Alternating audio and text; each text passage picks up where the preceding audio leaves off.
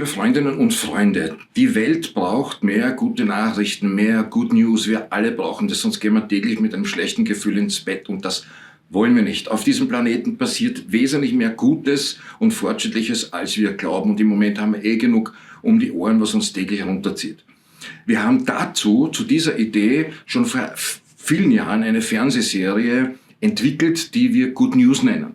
Wir haben für diese Serie damals schon einen Teaser erzeugt, einen sogenannten, also eine Art Look and Feel, damit sich Sendeverantwortliche, die wir ja dann letztendlich angesprochen haben, etwas vorstellen können. Leider sind wir bisher damit immer abgeblitzt, aber wir geben nicht auf und wir wollen das nach wie vor in Serie bringen. Diesen Teaser habe ich jetzt für euch hier aus seinem Versteck rausgeholt, wo er bisher lag auf YouTube, um ihn Verantwortlichen zu zeigen. Aber jetzt gehen wir damit an die Öffentlichkeit. Er ist sowieso schon einige Jahre alt und wird wahrscheinlich in dieser Form auch nicht auf Sendung gehen können, aus diesem Grund.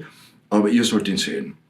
Und schaut euch den bitte an, gebt uns einen Kommentar, wie ihr über diese Idee denkt, ob ihr vielleicht einen Input habt zur Machart, beziehungsweise auch vielleicht Ideen für gute Nachrichten. Ich würde mich freuen drüber. Also viel Spaß beim Anschauen und Daumen halten. Vielleicht wird's ja doch was.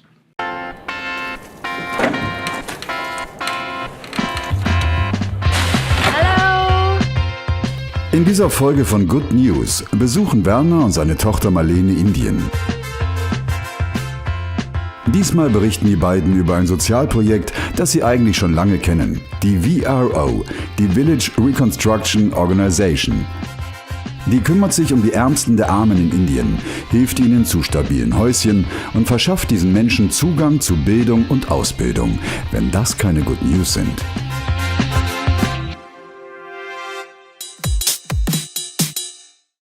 Der Schauspieler Werner Brix und seine Tochter Marlene hatten irgendwann einmal gehörig die Schnauze voll von den vielen negativen Nachrichten von allen Seiten, dass sie kurzerhand beschlossen, die Welt ab sofort mit Good News zu versorgen.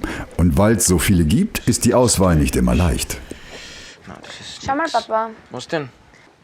Der Darm steuert Ihre Emotionen. Das hört sich doch nicht schlecht an. Zentrum der Gesundheit, du brauchst gar nicht lachen, das ist sehr seriös. Na, wirklich nicht. Die schreiben, dass es Zusammenhänge gibt zwischen dem Gefühlszentrum im Gehirn und dem Darm. Das sollten wir uns aber schon mal anschauen. Obwohl, ich würde lieber nach Indien fahren, ehrlich gesagt. Ich habe das in den Katalog jetzt gefunden von der Village Reconstruction Organization. Dieses Programm läuft seit ungefähr 44 Jahren. Der Traum des Gründers, Pater Windy, war es, Dörfer zu entwickeln, die sich selbst erhalten, damit die Menschen nicht in die Städte ziehen. Mach das Dorf liebenswert, mach es lebenswert und mach es zu einem echten Lebenszentrum.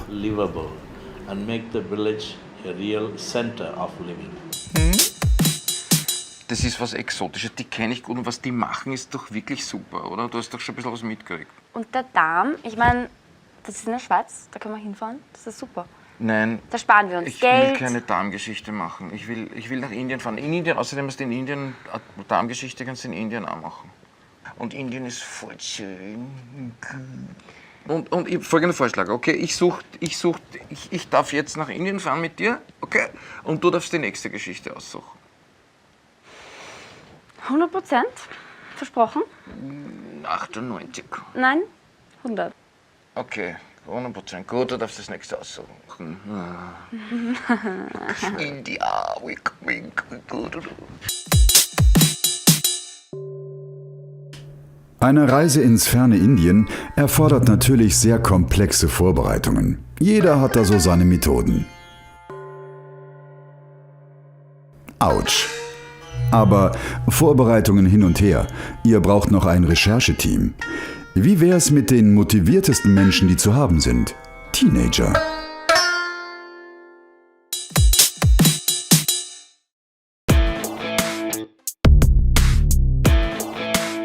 Also, um die Aufmerksamkeit von Jugendlichen zu bekommen, muss man sich ein bisschen was einfallen lassen. Ja.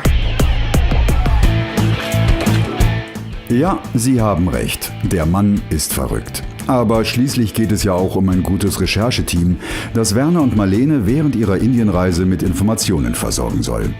Diesmal versuchen die beiden ihr Glück in Wien, in einer Klasse der HLTW Bergheidengasse, einer Schule für Tourismus und Wirtschaftsberufe.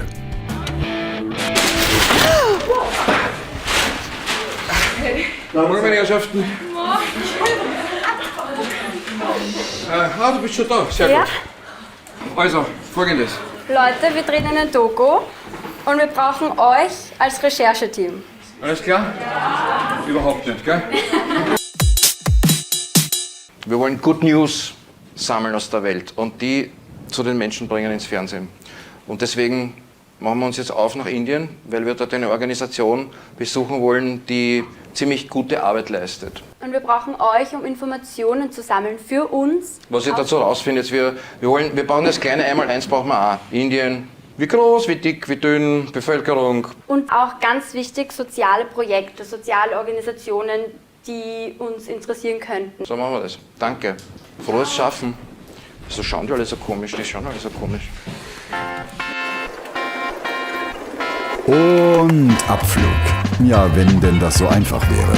Papa braucht ja unbedingt die Gitarre mit, was zum Thema Handgepäck einige Fragen aufkommen lässt. Aber man räumt ein wenig um und ab geht es nach Neu-Delhi, wo das Töchterchen Papa das Selfie erklärt, um 3 Uhr früh. Hallo, liebe Grüße aus Indien. Papa, komm, wir müssen ein Video-Message machen. Okay. Sag mal was. Was soll ich sagen? Ja, hallo, wie es dir geht. Hallo, mir geht's super. Ich bin jetzt in Delhi, ich bin nicht munter und Sieht man. Und? Das war's. Indien. Ein unglaubliches Land. Farben, Gerüche, Menschen, Lärm und Stille und Spiritualität an jeder Ecke. Das Rechercheteam liefert auch schon einen ersten Überblick. Circa 1,2 Milliarden Einwohner auf einer Fläche von über 3 Millionen Quadratkilometern. Da passt Österreich fast 40 Mal hinein. Alleine in der Hauptstadt Neu-Delhi leben zurzeit ca. 16 Millionen Einwohner. Das sind ungefähr doppelt so viele wie in ganz Österreich.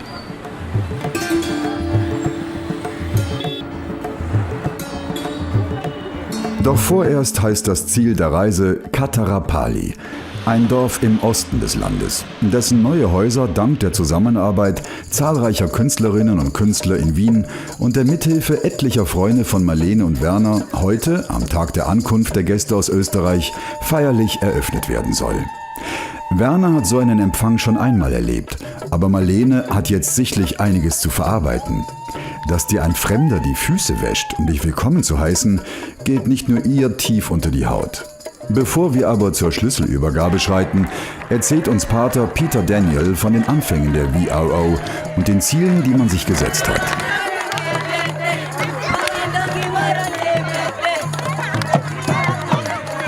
So he went about building his dream by building so far. Pater Windy verfolgte also seinen Traum und so konnten bis jetzt 417 Dörfer gebaut werden. Natürlich haben wir noch nicht das Ideal erreicht, dass sich all diese Gemeinschaften selbst erhalten können. Aber wir haben ihnen gezeigt, wie sie ihr Leben nachhaltig gestalten können. Das gilt für alle Altersgruppen. Deshalb hat Windy verschiedene Programme entwickelt, passend für Kleinkinder oder Senioren. Wir haben Programme für den Kindergarten, für 0- bis 3-Jährige oder für Schulkinder in den Abendschulzentren. Wir haben Ausbildungsprogramme für Erwachsene wie Schneiderei, Computer, Zimmerei, damit sie ihre Fähigkeiten verbessern können. Learn tailoring, computer, carpentry, so that they have become skillful in their own life and they earn their own life. Und dann haben wir noch Programme für Jugendliche, für Frauen, Programme für Landwirtschaft und Umwelt. Und wir setzen uns auch dafür ein, dass diesen Menschen von der Regierung ihre Rechte zuerkannt werden. Und das Ziel all dieser Maßnahmen lautet, bessere Dörfer für eine bessere Welt. So all these programs can be put in the focus, better villages for a better world. Wenn ein Mensch gar nichts hat, sollte er zumindest ein Zuhause haben. Ein Heim, in das er sich zurückziehen kann, hatte Gandhi einst gesagt. Aber ein Heim hatten die Menschen von Katarapali auch schon, bevor die VRO kam. Sogar sehr romantische, kleine Lehmhäuschen mit Feuerstelle und Strohdach. Wozu also bauen? Weil diese Romantik trügerisch ist. In Indien gibt es den Monsun. Das heißt, es regnet von Juni bis September durch. Da dauert es nicht lange, bis der ohnehin schon spärliche Wohnraum durchnässt ist. Zum anderen sind da auch noch die Zyklone, die vom Pazifik kommend die einfach gebauten Hütten samt Strohdach in nur wenigen Minuten in der Umgebung verteilen. Nicht gut. Daher bauen wir zunächst einmal feste Häuser. Als nächstes braucht es ein Langzeitprogramm, das immer gemeinsam mit den Dorfbewohnerinnen und Bewohnern erarbeitet wird. Dafür hat die VRO 6 Säulen entwickelt für ein nachhaltiges Miteinander. Stärkung der Armen, Anspruchsberechtigung. Was damit gemeint ist? Durchsetzung der Ansprüche auf Rechte, die den Menschen seitens der Regierung zustehen. Umweltbewusstsein, um mehr Achtsamkeit für die eigene Lebensumgebung zu erreichen. Bildung und Ausbildung, was im Übrigen auch ein Gesundheitsprogramm beinhaltet. Eine Säule heißt Freude entwickeln, also auch zu genießen lernen, die Natur, das Dorf, sich an der eigenen Kultur zu erfreuen, um zusammenzuwachsen. Und schließlich Arbeit. Das sind also die 6 Säulen, die wir haben. Ausbildung, Beschäftigung, Freude, Umwelt, Zuerkennung der Rechte und, was war das letzte? Ja, Stärkung. Das haben wir beim Entstehen eines jeden Dorfes immer im Blick. These are the 6 E's with which that we are working towards building the villages. Endlich, endlich, endlich. Der Einzug ins neue Haus, in ein neues Leben. Mit einem riesigen Schlüsselbund ausgestattet, wird Haus für Haus den neuen Besitzern übergeben. Werner und Marlene scheinen sich mindestens genauso zu freuen wie die Familien, die ab sofort ein trockenes, hygienisches Zuhause beziehen dürfen. Ist ja auch schön so ein Moment, auf den viele Beteiligte lange hingearbeitet haben.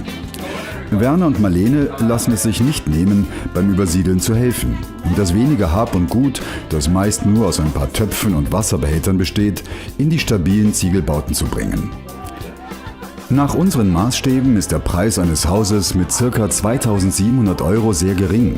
Allerdings müssen die Dorfbewohner ca. ein Drittel dieses Betrages selbst beisteuern, um ihnen nicht das Gefühl von Almosenempfängern zu geben und für sich selbst etwas Bleibendes zu schaffen. Für eine emotionale Bindung ein kluger Aspekt. Und wie wird es jetzt weitergehen? Um diese Frage verständlich zu beantworten, ist es nicht schlecht, etwas mehr über Indien zu erfahren. Also trifft sich Werner kurzerhand mit Wolfram Moritz, dem österreichischen Handelskammerdelegierten in Neu-Delhi. Er kennt Indien aus der Sicht eines Europäers und ganz schnell ist auch er beim Thema Bildung. I think there are two things. One is the basic needs of people. Which means shelter. They need to live. Ich denke, es geht hier um 2 Dinge. Erstens die Grundbedürfnisse, wie ein Obdach. Wir müssen irgendwo leben, wir brauchen einen Platz dafür. Ein Zuhause, Nahrung und ein sicheres Leben. Das sind Grundbedürfnisse. Aber ich denke, es ist auch sehr wichtig, Menschen eine Ausbildung zu geben. Meiner Meinung nach ist das der einzige Weg aus der Armut. Und in Indien ist Ausbildung nicht billig. Es gibt schon öffentliche Schulen, aber Menschen ziehen es vor, ihre Kinder auf Privatschulen zu schicken. Diese sind ziemlich teuer und die Inder haben meistens mehr als ein Kind. Für ärmere Menschen ist es daher eine große Herausforderung, ihren Kindern eine gute Ausbildung zu ermöglichen. Und ich denke, das ist der Schlüssel zur Zukunft. Haben Sie den Eindruck, dass die neue Regierung versucht, in diesem Bereich etwas zu ändern? Definitiv. Die Kampagne Make in India basiert auf 5 Säulen. Und eine davon ist die Entwicklung von Fähigkeiten. Es liegt also auf der Hand. Um sich selbst helfen zu können, brauchen Menschen eine Ausbildung. Sie brauchen Fertigkeiten. They need education, they need skills. Das ist für mich sinnbildlich sowieso für das Wichtigste, das wir im Leben machen müssen. Wir müssen es der nächsten Generation ermöglichen, ein sinnvolleres, besseres, menschlicheres Leben zu haben als die Generation davor, wenn wir wollen, dass die Menschheit eine sinnvollere, menschlichere Menschheit wird. In Indien legen wir einen besonderen Wert auf Bildung. Natürlich gibt es nach wie vor viele Herausforderungen, aber wir halten Ausbildung für eine ganz, ganz wichtige Sache in Bezug auf die soziale Stärkung und die wirtschaftliche Entwicklung unseres Landes. Education, Bildung. Ein Zauberwort, so scheint es, um Menschen zu mehr Eigenständigkeit, zu einem besseren Stand zu verhelfen. Kannst du lesen, schreiben und Vernünftiges von dir geben, hast du einfach bessere Karten. Und wenn du dann noch lernst, Zusammenhänge zu diskutieren und zu begreifen, wie die Kids unseres Rechercheteams, wenn du Aufgaben gestellt bekommst, die einen Bezug zum Leben haben, dann motiviert das nicht nur, sondern erhöht auch deine Chancen auf Arbeit ungemein. Eine Erkenntnis, die sich auch die VRO zunutze macht.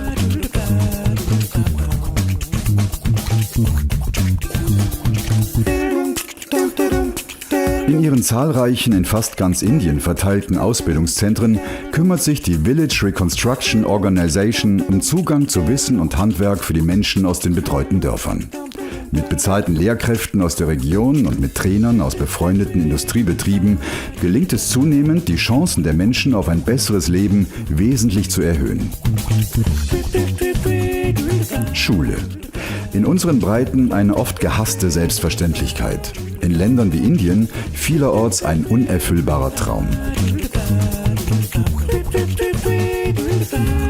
Der Frontalunterricht unterscheidet sich jedoch gelegentlich massiv von der uns bekannten Version.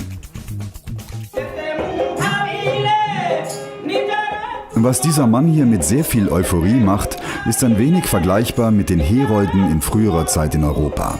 Er überbringt Nachrichten und Botschaften. In diesem Fall singt er über die verschiedenen Möglichkeiten der Malaria-Prophylaxe und der Wichtigkeit von Hygiene zur Vermeidung schwerer Erkrankungen. Ach so, das wussten Sie schon. Na, wozu rede ich dann? Lasst den Mann singen.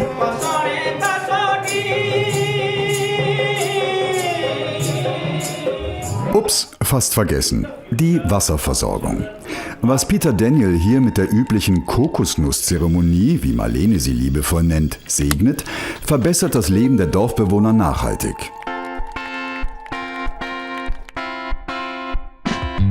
Indien ist mit Sicherheit kein trockenes Land. Dennoch ist das Thema sauberes Wasser immer wieder ein Problem.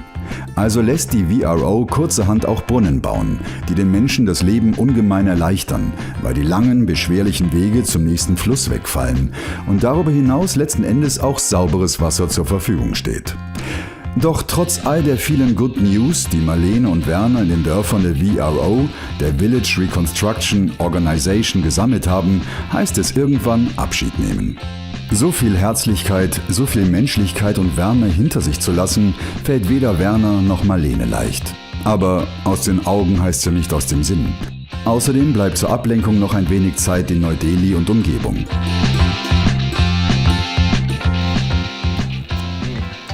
Kannst du ein bisschen abhängen? Bitte. Was ist das Internet? Internettelefon.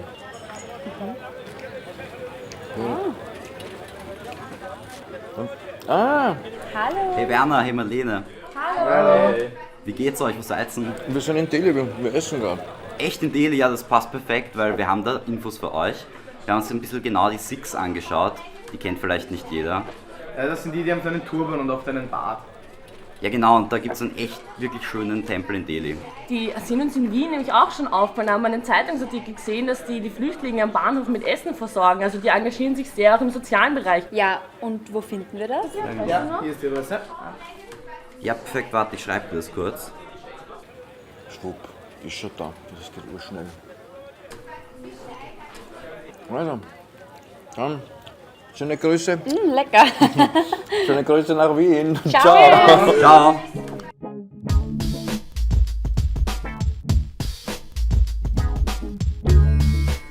Die Sikhs also. Marlene ist ziemlich erstaunt und Werner nicht viel weniger. Aber weil beide neugierige Wesen sind, finden sie schnell ein Gurudwara, ein Tor zum Guru, wie die Sikhs ihren Tempel nennen, und lassen sich von ihrem Guide Dylan die Grundwerte des Sikhismus erklären. Und da wird auch schnell klar, warum unser Rechercheteam von diesen Leuten so begeistert ist. Eine der Säulen dieser Religionsgemeinschaft ist die tägliche Verteilung von warmen Mahlzeiten an Bedürftige. Das ist in Millionenstädten wie Neu-Delhi eine ziemliche Herausforderung. Da braucht es in der Küche etwas größere Töpfe. Aber war da nicht noch etwas mit Wien, Sikhs und Flüchtlingshilfe? Darauf wollen die beiden unbedingt noch einmal zurückkommen.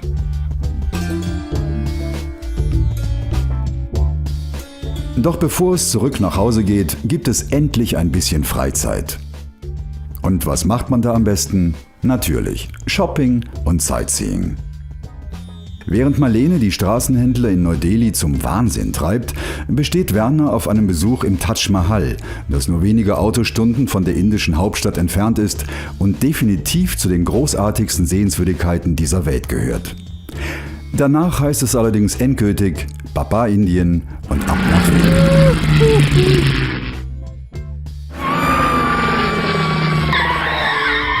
Nach einer sanften Landung in der geliebten Heimat geht es direkt zur Wiener Sikh-Gemeinde, die Marlene unbedingt noch zum Thema Hilfe für Bedürftige interviewen wollte. Also der Papa und ich, wir arbeiten jetzt zusammen. Wie funktioniert das zwischen euch beiden? Eigentlich gut. Geht gar nicht anders. Er muss das tun, was die Töchter sagen.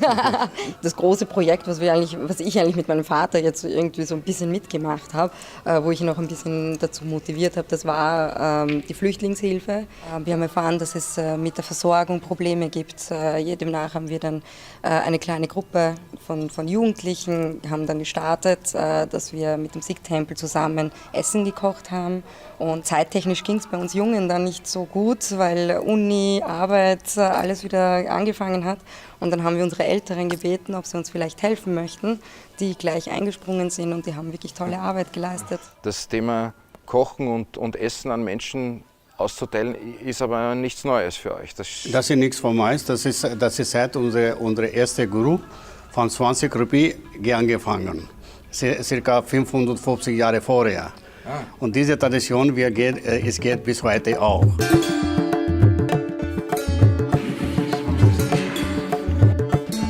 Ja, es stimmt schon. Auf unserem Planeten gehört noch viel getan.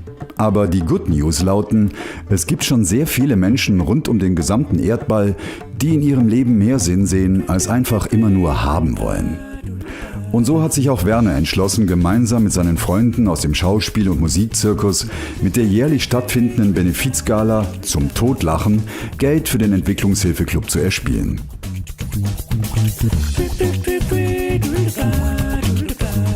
Der Entwicklungshilfeclub, den gibt es seit über 40 Jahren bereits. Einen Gutteil dieser 40 Jahre hat der Otto Tausig mit uns mitgearbeitet. Und die Village Reconstruction Organization, mit der arbeiten wir schon seit beinahe 30 Jahren zusammen und haben im Laufe dieser Zeit mehr als 80 Dörfer gebaut. Und jetzt ist das 83. dran. Und ich finde zum Beispiel auch, was das Gute an dem Projekt ist, dass man den Leuten vor Ort hilft, ihre eigene Struktur aufzubauen. Oder den Weltfrieden zu erreichen, braucht es einfach andere Summen, als zu sagen, ich finanziere eine Behindertenrampe. Und ich selber als Lehrerkind, also mit Bildung zum einen gesegnet, unterstützen wir sehr gerne, dass einfach weitere Institutionen eröffnet werden können. Sucht euch was ihr gut könnt, was ihr gern macht und lasst euch von niemandem einreden, dass das weniger wichtig wäre als irgendwas anderes. Weil wenn wir immer nur die Leute so ausbilden, dass sie die Dinge, die sie nicht gut können, so gut wie alle anderen können, dann enden wir im Mittelmaß. Allgemeinbildung ist einfach ganz was Wichtiges und das ist auch die Basis, um glücklich zu sein. Weil jemand, der genug im Kopf hat, um mit Situationen umzugehen, der kann auch hin und wieder mit Phasen umgehen, wo es ihm nicht so gut geht. Da gibt es eigentlich nicht mehr viel hinzuzufügen. Außer vielleicht den Aufruf, dran zu bleiben und die Dinge, die getan gehören, anzupacken. Der Mensch ist nicht schlecht und seine Errungenschaften sind großartig. Das wollen uns Werner und seine Tochter Marlene sagen. Und davon will Good News berichten. Denn nur motivierte Menschen bringen etwas weiter.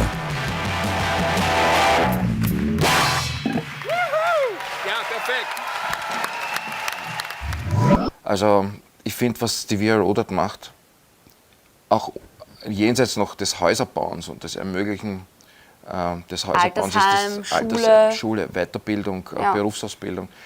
Das ist ganz, ganz wichtig dort für diese Gesellschaftsschicht und überhaupt. Das heißt, nächstes Projekt. Ha? Ja, in die Schweiz, Darm. Ja, schauen wir mal.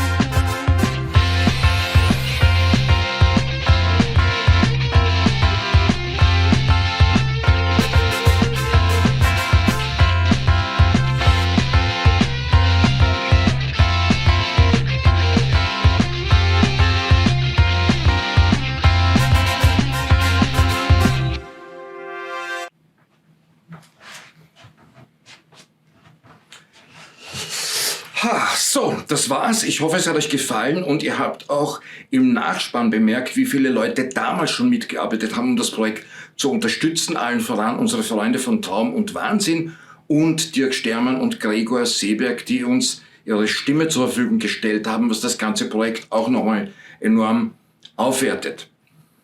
Zu sagen ist mir noch wichtig, dass wir natürlich nicht nur in Zukunft von sozialen Projekten berichten wollen, sondern insgesamt von Errungenschaften der Menschheit aus Medizin, Forschung, Technik und so weiter und so fort. Also, ich glaube, ihr habt verstanden, worum es uns geht. Ihr findet das sicherlich auch so gut wie wir. Halten wir uns alle die Daumen, dann wird's auch sicher was.